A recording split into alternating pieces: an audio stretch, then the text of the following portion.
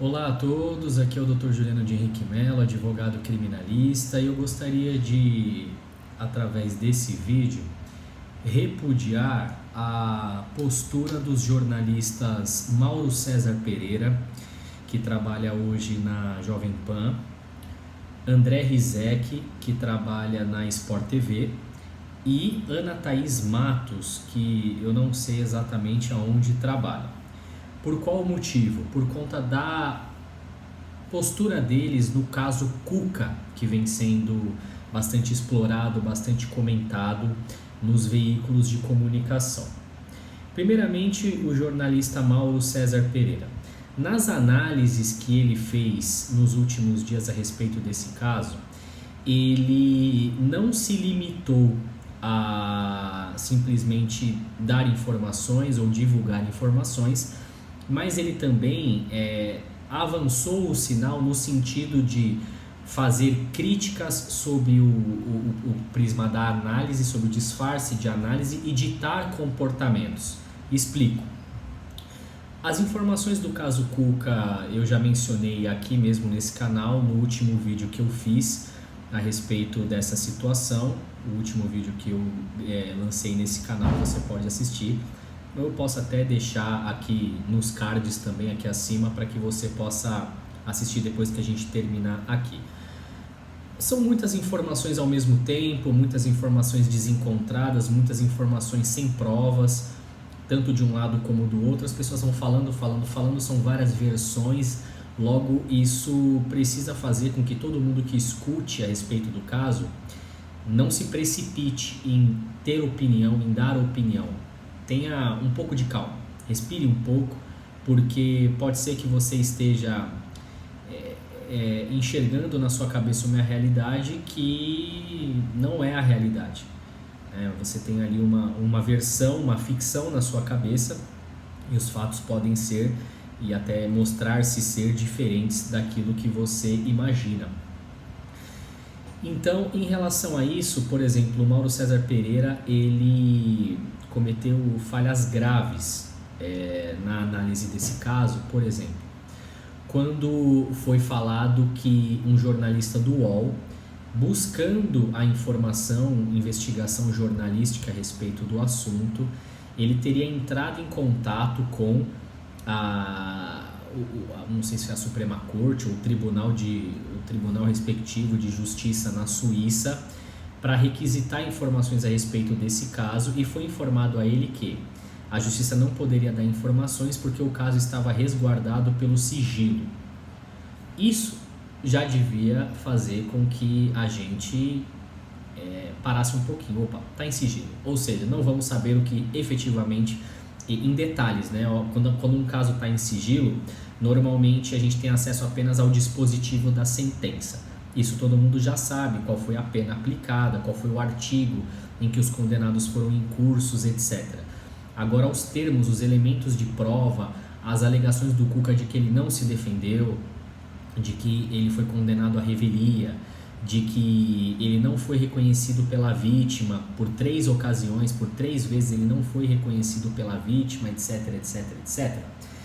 Tudo isso, aonde que a gente iria confirmar, né, a veracidade ou a não veracidade, a falsidade no caso, no processo, nos autos do processo. Nós não vamos conseguir fazer isso porque o processo está em sigilo. Existe uma segunda informação de que não bastasse a justiça ter decretado o sigilo de 110 anos sobre os autos desse processo. Pelo tempo em que já houve o trânsito em julgado, é possível que os autos já tenham sido incinerados. Por que o sigilo? E por que a destruição dos documentos relativos ao processo por parte não dos condenados, mas por parte da Justiça Suíça? Pelo simples fato de que esse assunto não é de interesse público. Ponto final. Se esse assunto fosse de interesse público, o público teria acesso. Como não é de interesse público, o público não tem acesso. Para começar o assunto. Mesmo assim, esse jornalista que entrou em contato com, supostamente entrou em contato com a Justiça Suíça, diz que recebeu como resposta o seguinte: nós não nós não podemos dar informações a respeito do caso, porém, você pode ler as matérias jornalísticas da época para poder se informar. Como é que esse jornalista trouxe a notícia para o Brasil? A justiça disse que o que está no processo é o que está nas matérias jornalísticas. E não foi isso. Porque a versão de um processo não é a versão de matérias jornalísticas. As matérias jornalísticas não têm importância em relação ao que está nos autos de um processo. A versão oficial é o que está no processo. O que não está nos autos não está no mundo. Isso é princípio básico, aula 1 de direito. Né? O que não está nos autos não existe, não está no mundo. Mesmo assim, o Mauro César Pereira encampou essa versão, trouxe isso. Não, porque a versão da justiça suíça, segundo eles próprios, é aquela que está nas matérias jornalísticas. Isso não é verdade. Primeiro ponto. Segundo ponto, o que ele fala? Não, o Cuca está correto em sofrer essa pressão que ele vem sofrendo agora, porque os tempos são outros. Então lá atrás, as coisas, a cultura social, as coisas eram enxergadas de uma determinada maneira. Hoje são enxergadas de outra, portanto ele tem que sofrer a consequência. Não, ele teria que sofrer a consequência se o fato tivesse acontecido agora, sob a cultura atual. Aí sim, a cultura atual não pode retroagir aos fatos do passado para condenar as pessoas sobre fatos do passado como se eles tivessem acontecido agora. Não é assim que funciona, tá? Então, é importante que se coloque esse fato. Terceiro, aquilo que ele fala a respeito do abraço que os jogadores do Corinthians deram no Cuca ontem após o jogo.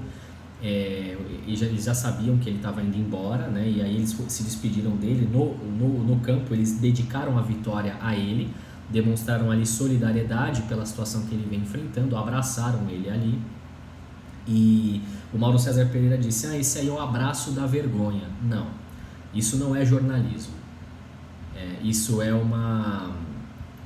ele está ditando o comportamento, ele está julgando as ações dos outros, né? Então eu, por exemplo, posso chamar o comentário dele jornalístico de análise jurídica da vergonha, comentário jurídico da vergonha, percebe?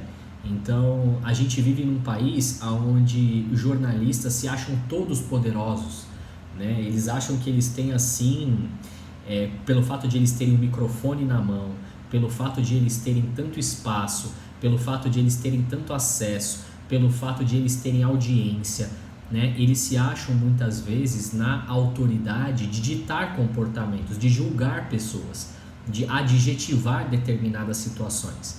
E isso não é jornalismo, é preciso que se diga isso. Isso foge ao caráter ali que deveria ter, no caso, a transmissão da notícia, principalmente partindo do pressuposto básico de que esse jornalista específico, Mauro César Pereira, como todo mundo no Brasil, ele não tem acesso e não teve acesso e não terá acesso aos documentos do processo. Então, isso, né, não foi correta essa atitude dele. Aqui fica o meu repúdio, não só como cidadão brasileiro, mas principalmente como operador do direito, advogado, criminalista, defensor. Segundo, o repúdio à postura da Ana Thaís Matos. Ela era uma jornalista que estava trabalhando na Globo, não sei se ainda está, se ela permanece nos outros canais do Grupo Globo, por exemplo, o Sport TV, enfim, eu não sei dizer se ela continua lá ou não.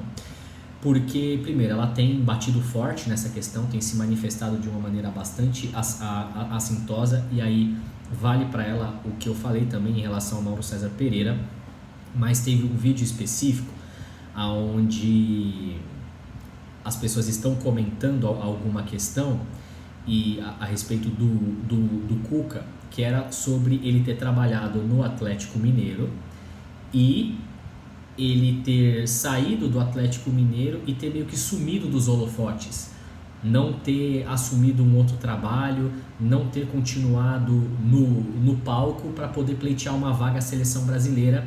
E o comentarista esportivo falou assim: Cuca, não faz isso não, porque no Brasil as pessoas esquecem, né? Querendo dizer, elas vão esquecer os títulos que você ganhar, elas vão esquecer os títulos que você ganhou, né? E você vai acabar perdendo a chance de pleitear essa vaga. E a Ana Thaís Matos solta uma vinhetinha ali, né? Ela solta ali um comentário bem capcioso falando assim, as pessoas esquecem muitas coisas a respeito do Cuca.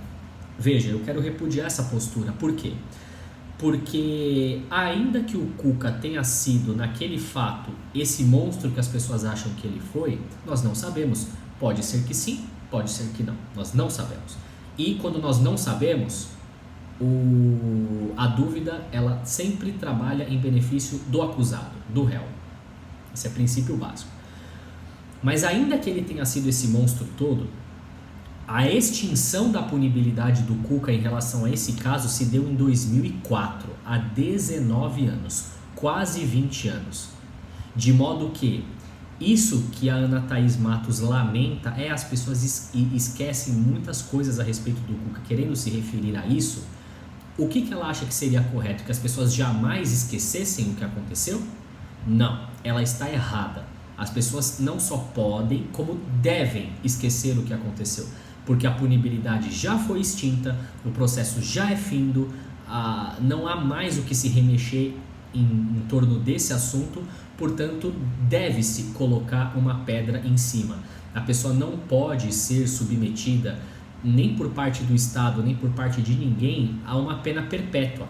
Eu vou pagar para sempre pelo que eu fiz. Não é assim que funciona. O Cuca não é mais cidadão brasileiro do que ninguém, mas ele também não é menos cidadão brasileiro do que ninguém. Portanto, a ele devem ser garantidos os mesmos direitos constitucionais fundamentais da pessoa humana, do cidadão brasileiro, que todos têm. Então, ele tem o direito de que as pessoas parem de ficar remexendo esse assunto. Então, eu quero repudiar essa postura dela por conta disso. Ela está errada quando ela pensa assim. Esse julgamento que ela faz, essa avaliação que ela faz, é uma avaliação errada. Ela não está certa em querer que a coisa seja lembrada ad eterno pelo fato de o Cuca ser um treinador de futebol e um treinador de futebol famoso. Ele não pode ser punido ou culpado por ser um treinador de futebol e um treinador de futebol famoso. Ele escolheu uma profissão, trabalhou nessa profissão ao longo dessa vida, construiu uma carreira com base na competência dele, e a fama é decorrente do bom trabalho, do talento que ele apresentou. Isso não pode ser utilizado como ferramenta de punição dele. Segundo ponto. Terceiro, um vídeo um pouco mais comprido do André Rizek, aonde ele, se eu não me engano, eu não sei se é de hoje esse vídeo ou se é de ontem, mas o André Rizek do Sport TV, ele faz uma análise, dá pra ver ali que ele faz o melhor, né, para poder descrever a situação, dar as nuances, os detalhes, etc. Na maior parte do vídeo ele vai bem, na maior parte do vídeo ele vai bem, porém existem 3 pontos que ele não foi bem. O primeiro ponto, quando ele fala assim, não é correta a informação de que o Cuca foi condenado à revelia e que ele não teve defesa porque o advogado do Grêmio foi lá e negociou a libertação dele sob fiança, a liberdade provisória sob fiança, para trazer eles de volta para o Brasil. Esse erro aqui, talvez o André Rizek, muito provavelmente, ele não o cometeu por maldade, mas por desconhecimento de como funciona o processo penal. Não é a mesma coisa. O fato do advogado do Grêmio ter trabalhado na questão da liberdade provisória dele sob fiança não significa que ele defendeu o Cuca no processo e na acusação. Não, uma coisa não tem nada a ver com a outra. Por quê? Porque quando o Cuca foi preso, o que aconteceu? Quando houve aquela situação, os 4 jogadores foram presos, o que acontece aí?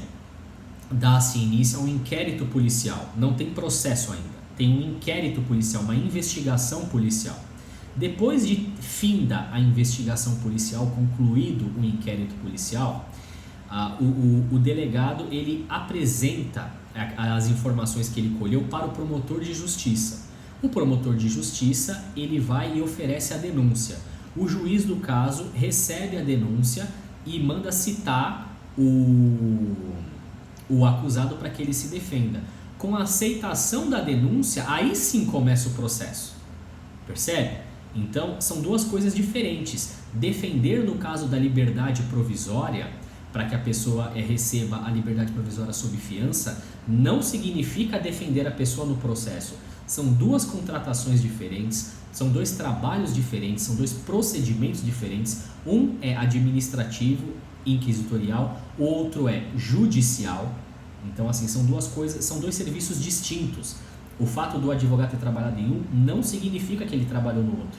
Então, não dá para chamar o Cuca de mentiroso porque ele disse que foi condenado à revelia porque ele não se defendeu. Esse é o primeiro ponto.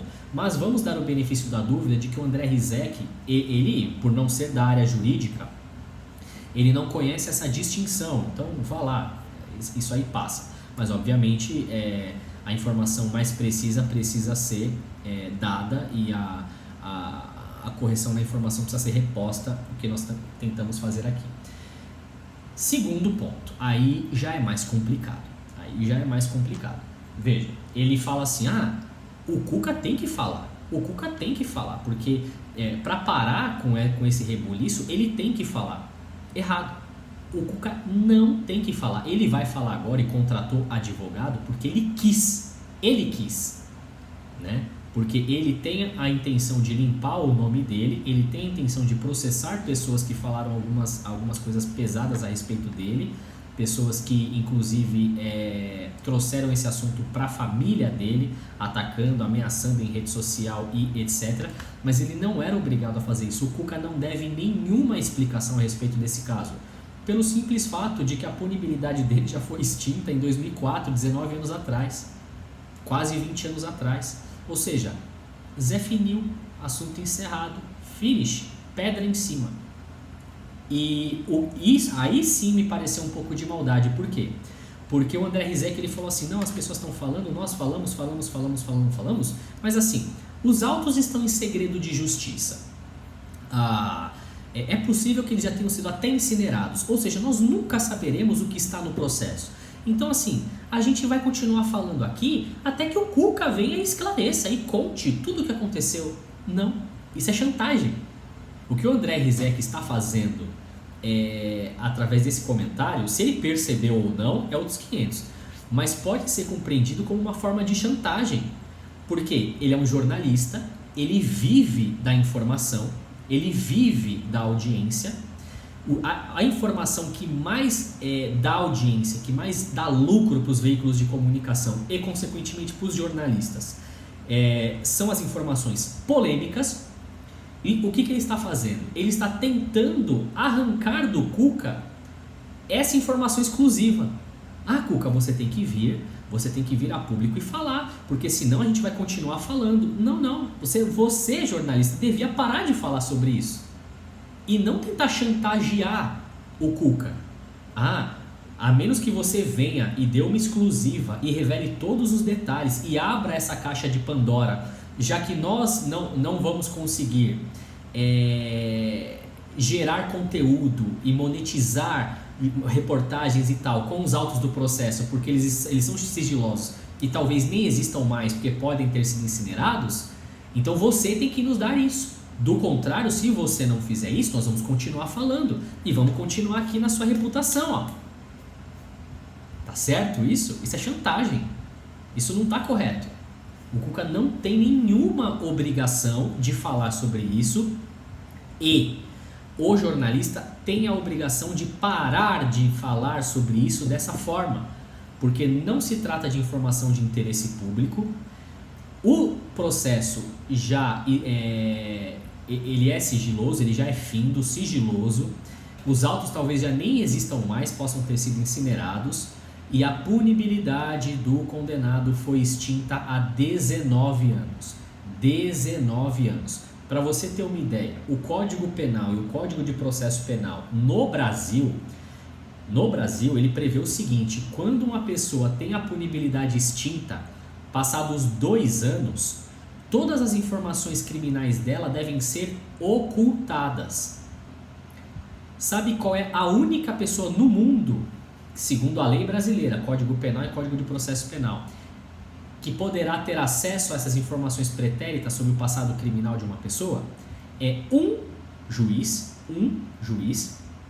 E em uma situação específica, se acontecer dessa pessoa cometer um novo crime, aí o juiz ele pode abrir esse baú que está fechado a 7 chaves e consultar as informações anteriores. Do contrário, nenhum juiz tem acesso, nenhum jornalista tem acesso, nenhum cidadão tem acesso, porque não são informações de interesse público. Percebe? Isso nós estamos falando do Brasil, que é o país da transparência. No Brasil nós temos lei da transparência, nós temos lei de acesso à informação. No Brasil acontece uma coisa que não acontece em lugar nenhum do mundo. Os julgamentos da Suprema Corte são transmitidos ao vivo na televisão. Esse é o tipo de país que é o Brasil, é tudo aberto. Não se faz quase nada a portas fechadas. E as pessoas gostam desse voyeur, né? As pessoas gostam desse fuxico a respeito da vida alheia. Informações que não lhe dizem respeito, informações que não são de interesse público. No Brasil, quase tudo é de interesse público. E mesmo no Brasil, existe essa previsão. Extinguiu a punibilidade do condenado, em 2 anos tem que limpar tudo, apagar todas as informações, ninguém pode ter acesso. Entendeu? Agora veja, imagine na Suíça, que é o país do sigilo. A Suíça é o oposto do que é o Brasil. A Suíça é o país do sigilo, da confidencialidade. Muito mais, portanto, muito mais. O rigor é muito maior. Então, não é correto exigir que o Cuca abra mão do seu direito à privacidade, à intimidade, né, e à honra. Não é justo impor a ele que abra mão desses direitos sob pena de os jornalistas continuarem marretando a reputação dele aí e jogando ele aos leões dessa forma. Isso não está certo. Isso não está correto. E aí tem um terceiro ponto que foi mais grave ainda. Eu quero crer que o André Rizek não fez isso por maldade, mas é gravíssimo de qualquer forma. Ele fala o seguinte: inclusive, veja só, só quem tem sofrido consequências disso é o Cuca, porque o Cuca veio treinar o Corinthians. Mas o outro condenado, o Fernando, ele trabalha no Grêmio, ele tem o cargo tal no Grêmio, é contratado do Grêmio, tá trabalhando lá. Gente, que é isso? Aí, veja, na minha opinião jurídica, o André Rizek cruzou uma linha que ele não podia ter cruzado. Ele cruzou uma linha que ele jogou o condenado, cuja punibilidade também já foi extinta há 20 anos, 19 e 20 anos, ele jogou o cara aos leões e dizendo aonde que o cara trabalha. Que é isso? É apito de cachorro? É dog whistle? Ou seja, eu vou lá, jogo ali a isca, apito ali, aponto a direção para a mesma ordem que... A mesma ordem não, a mesma horda que atacou o Cuca agora vá para cima do Fernando, para ele ser demitido do Grêmio também, da mesma forma que o Cuca saiu do Corinthians? É isso o que se quer? Gente, isso é muito grave. Onde é que a gente está? Não é assim. Ainda que o Fernando seja o monstro todo que as pessoas imaginam que ele seja, por conta dessas informações superficiais que nós temos sobre o processo, a punibilidade dele já foi extinta há 19 anos. O fato aconteceu há 36 anos. E a punibilidade já foi extinta há 19 anos, quase 20 anos. Ele não deve mais explicação a ninguém a respeito disso.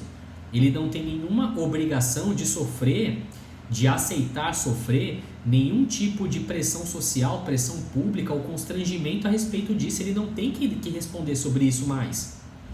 E muito menos ele tolerar que o cara, o jornalista no caso, em rede nacional, não só para o Brasil, mas para o mundo todo, porque a Sport TV ela é assistida por brasileiros não apenas no Brasil, mas em todo o mundo. O cara joga assim aonde que o cara trabalha. Isso não é informação de interesse público. O público não tem direito de saber aonde o Fernando trabalha. Olha, na minha opinião, isso dá todo o direito do Fernando de processar o André Rizek e processar a Sport TV por danos morais por conta dessa fala do jornalista. Se ele fez isso por maldade ou não, difícil saber. Procure o vídeo e veja, e você vai perceber que quando ele fala isso, a fala está descontextualizada. Ele joga a informação, né? Ele fala assim, o Cuca tem respondido muito sobre isso, mas assim, é só porque ele veio treinar o Corinthians. Mas, por exemplo, o Fernando tá lá no Grêmio. O Fernando tem o cargo tal lá no Grêmio, ele tá trabalhando lá todo dia. Ou seja, ele não explica o que ele quer, mas ele deixa subentendido que, a mesma pressão que a gente fez no Cuca, a gente tem que fazer no Fernando também. Da mesma forma que o Cuca saiu do Corinthians por causa disso, o Fernando tem que sair do Grêmio também. Vamos lá, vamos pra cima, vamos bater, vamos lá, macetar ele da mesma forma até que ele perca o emprego dele também. Cara, não é assim. Isso não tá certo, isso não é correto. Aonde o paradeiro do Fernando, aonde ele trabalha, aonde ele mora, se ele casou, se ele não casou e não sei o que, isso não são informações de interesse público. O Fernando já teve a punibilidade dele extinta também, e ele tem direito à honra, tem direito à privacidade e tem direito à intimidade, como todo cidadão brasileiro. Ele tem direito de trabalhar aonde ele quiser, aonde contratarem ele. Ele tem direito de viver a vida dele sem que as pessoas estejam colocando ele num holofote para saber o que ele anda fazendo. Enfim, essas posturas são inaceitáveis no jornalismo, a meu juízo. Isso não pode ficar assim, é preciso que haja aí um tipo de insurgência por parte dos envolvidos para que essa coisa possa ser equalizada. Isso precisa parar. Isso não é civilizatório, isso é anticivilizatório. Novamente, ainda que eles sejam todos os monstros que as pessoas pensam que eles foram lá em 87. O caso já foi julgado, já houve a condenação, já houve a extinção da punibilidade há quase 20 anos. Não é porque você quer falar sobre isso agora em 2023 que eles têm a obrigação de falar, ou que eles têm a obrigação de tolerar esse tipo de exposição na mídia. Isso não está correto, isso não está certo. Isso, na minha opinião jurídica, é muito clara a ocorrência do dano moral. Muito clara, e não é pouco. O dano moral não é pouco, né? Agora veja, a Globo, muito recentemente, não sei se 2 anos atrás, a Globo fez uma reportagem com o Drauzio Varela, você talvez se lembre disso, onde ele vai num presídio feminino e ele conversa com uma mulher trans que estava lá, presa numa penitenciária, e ela conta as dificuldades dela lá naquele presídio e fala que a família não a visita, que ela não tem contato com ninguém, que ela se sente solitária. E aí o Drauzio Varela vai lá e dá um abraço nela, né? Minha filha, como é que é? Sofrimento, né, minha filha? Alguma coisa assim que ele falou, né? Foi lá, deu um abraço nela e as pessoas levantaram que aquela mulher trans, ela tinha sido condenada por estuprar e esse ato não foi consensual, foi mediante violência, grave ameaça e etc. Um menino de 8 ou 9 anos de idade, né? Mas o Drauzio Varela veio a público e a Globo veio também defender-se e defender a reportagem no sentido de que, mas ela já está pagando, não é justo que continue se... Pois é, então por que o mesmo critério usado nesse caso não está sendo usado no caso do Cuca? Diferentemente dessa pessoa que foi abraçada pelo Drauzio Varela lá na penitenciária, diferentemente dessa pessoa, a punibilidade do Cuca já foi extinta. Essa pessoa ainda está no cumprimento da pena, ou seja, ela ainda está pagando pelo crime que ela cometeu. Ela ainda está prestando contas à sociedade pelo crime que ela cometeu. O Cuca não. Punibilidade extinta, 19 anos, quase 20 anos, fim de papo. Por que ele não está recebendo, por que ele não está sendo respeitado no seu direito de cidadão brasileiro? Não é justo isso que está acontecendo. Não é justo, não é correto, e isso precisa parar. A gente precisa refletir melhor sobre esses casos e colocar a bola no chão para que essas coisas não descambem, né? Aliás, já descambaram, mas que não continuem a descambar. Juliano de Henrique Mello, advogado criminalista, muito obrigado pela sua atenção. A gente volta com mais vídeos. Obrigado.